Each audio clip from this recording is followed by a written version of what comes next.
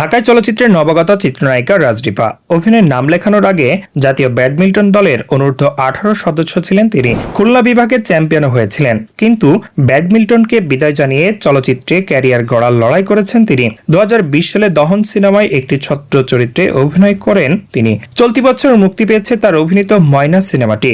জাজ মাল্টিমিডিয়ার ব্যানারে নির্মিত এই সিনেমাটির পরিচালক ছিলেন মঞ্জুরুল ইসলাম মেঘ। এদিকে চলচ্চিত্রের পাশাপাশি প্রথমবার র্যাম্পে শো স্টপার হিসাবে হাঁটলেন এই নায়িকা। সম্প্রতি একটি অনুষ্ঠানে বোরকা পরে র্যাম্পে হেঁটে দর্শকদের মন জয় করেছেন। র্যাম্পে শো স্টপার হিসাবে হাঁটার একটি ভিডিও রাজদীপা সামাজিক যোগাযোগ মাধ্যমে প্রকাশ করে ক্যাপশনে লিখেছেন, শুনতে পারছি আমার দর্শকদের ভালো লাগার চিৎকার। কষ্টটা তখনই সফল হয় যখন মানুষ আপনাকে পছন্দ করে, সাপোর্ট করে। শো স্টপার হিসাবে এই প্রথম আমার র্যাম্পে হাঁটা, তাও শরীরে 103 ডিগ্রি জ্বর নিয়ে। ওয়াও হাবিবি, সুবহান আল্লাহ, মাশাআল্লাহ, মারহাবা বলে মানুষদের চিৎকার আমার কাছে সত্যি আকর্ষণীয় মনে হয়েছে।